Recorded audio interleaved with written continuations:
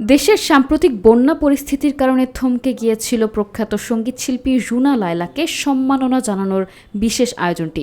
18 জুলাই রাজধানীর শিল্পকলা একাডেমিতে এই অনুষ্ঠান হওয়ার কথা থাকলেও মানবতার খাতিরে তা পিছিয়ে দেওয়া হয়েছিল। তবে নতুন ঘোষণা অনুযায়ী আগামী 24 জুলাই বসতে যাচ্ছে তারকাবহুল এই বিশেষ আসর। বৃহস্পতিবার শিল্পকলা একাডেমির পক্ষ থেকে অনুষ্ঠানটির নতুন তারিখ নিশ্চিত করা হয়েছে।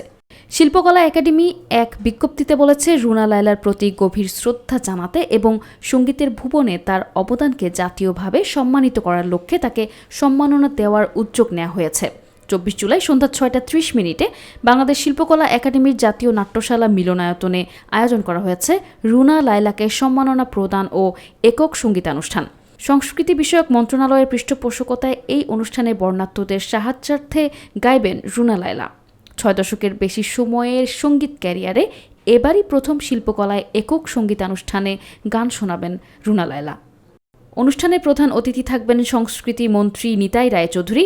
বিশেষ অতিথি হিসেবে উপস্থিত থাকবেন সংস্কৃতি প্রতিমন্ত্রী আলী নেওয়াজ মাহমুদ খৈয়ম এবং তথ্য ও সম্প্রচার মন্ত্রণালয়ের উপদেষ্টা জাহেদুর রহমান।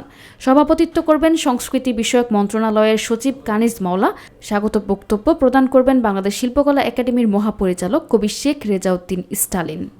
সংস্কৃতি বিষয়ক মন্ত্রণালয়ের পৃষ্ঠপোষকতায় এবং শিল্পকলা একাডেমির ব্যবস্থাপনায় গত বছর থেকে দেশ বরেণ্য শিল্পীদের সম্মাননা ও একক গানের অনুষ্ঠানের আয়োজন করা হচ্ছে। গত সেপ্টেম্বরে সঙ্গীতশিল্পী সাবিনা ইয়াসমিনকে দিয়ে শুরু হয় এই আয়োজন। সবশেষ গত জুনে সম্মাননা দেওয়া হয় সৈয়দ আব্দুল হাদীকে। ডেস্ক রিপোর্ট, ভোরের ডাক।